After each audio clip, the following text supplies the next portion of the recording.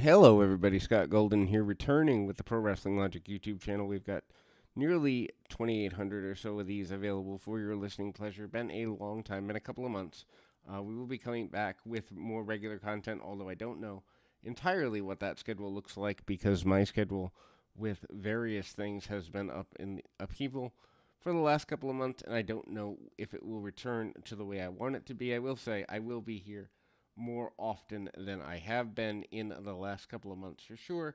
Also, regular content returning for the sake of, um, you know, the modern programs as well as my preference, which is the old school programming across multiple promotions.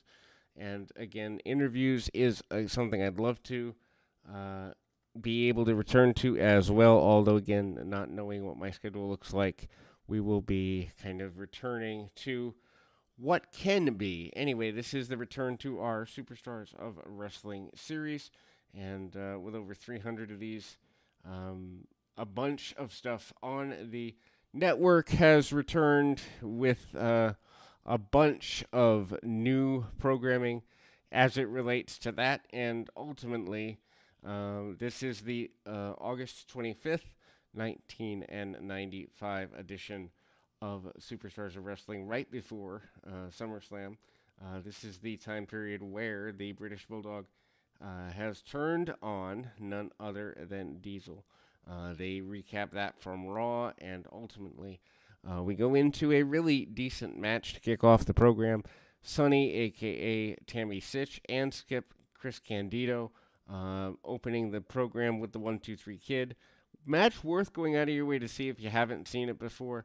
Certainly, Waltman's, aka 1-2-3 Kid's run here is at its peak in the WWF. Personally, I enjoy his GWF stuff and his first WWF run much more than other things. Very athletic match. Deep hip tosses by Candido. Candido, again, never really got off in the WWF the way that he could have, should have, or a lot of people would say he should have.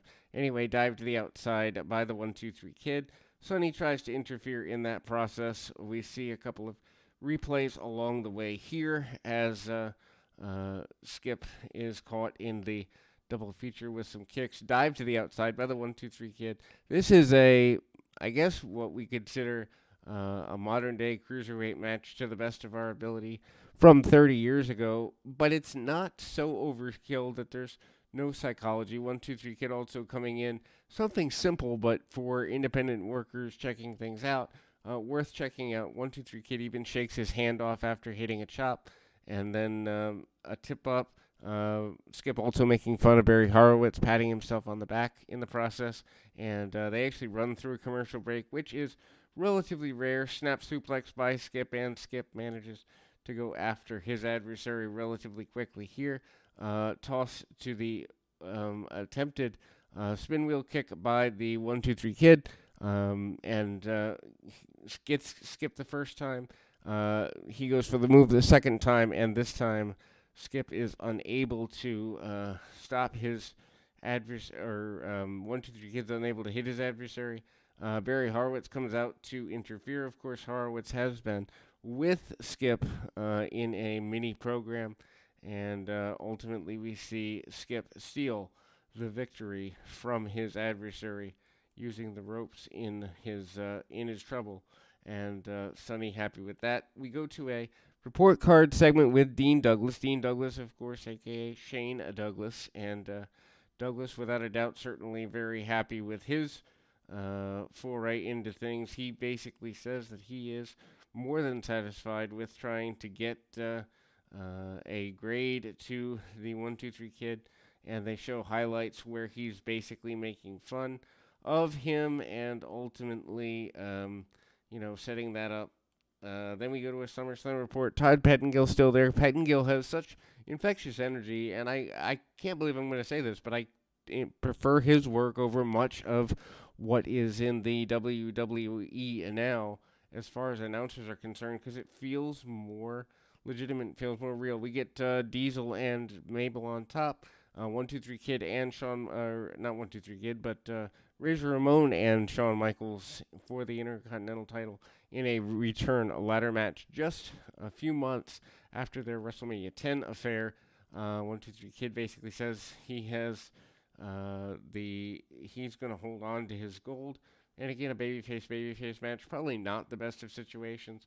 Shawn Michaels says that he's heard about the ladder match for long enough. I really like this pre-tape promo because Michaels looks like a guy who is kind of straddling the line between the babyface and heel run without really giving an indication of where he's going, at least for this one match. Then we go to a enhancement match with Sid, who is a member of the $1 Million Corporation, taking on various other individuals during this time period, but managing, Sid going at, I believe, Brian Walsh here. Walsh makes him look like $1 million, to be completely honest. Heavy shots here, and Sid is dominant, takes him back into the corner and drives him back, hits a couple of shots, even whips him out of the corner, and big clothesline, just about takes his head off. Sid is so massive. I think they could be doing a Wardlow type or a Sid type thing with Wardlow in AEW right now. And without a doubt, I think that would be good from a business perspective. A second clothesline, and the enhancement talent gets turned inside out completely. Sid also not really wanting to go too far away from things. Big kick there, and ultimately, hits the choke slam, followed by the power bomb and 1, 2, 3 for Sid.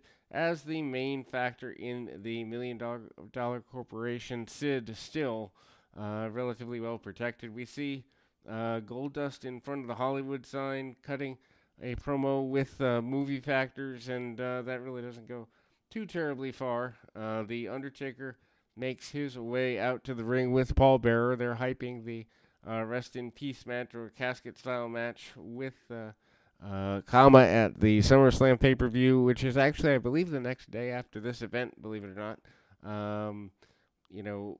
Michael Hayes is here. He is relatively playing a quasi-heel against Bearer, and The Undertaker promises that the Creatures of the Night will be avenged as Paul Bearer leads The Undertaker into defeating Kama at SummerSlam, obviously, in the Rest in Peace match.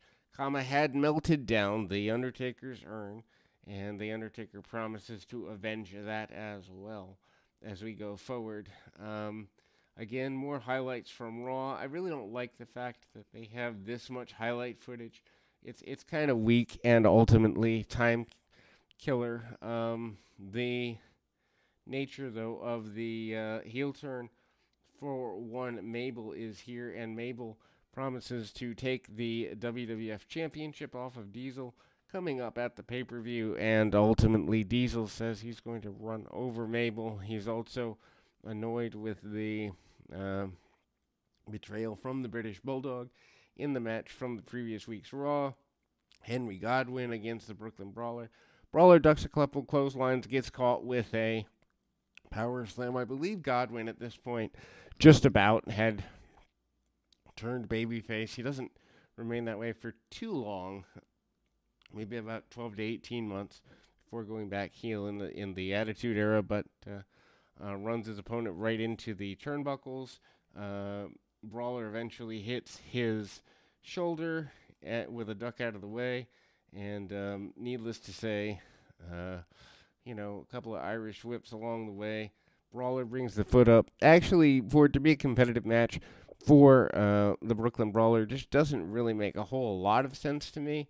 Tosses him off the top rope, and away we go. Slop drop, inverted DDT victory for none other than Henry Godwinn. More hype and other such going forward. Then we see Radford, who is basically doing a Kurt Cobain deal kind of thing.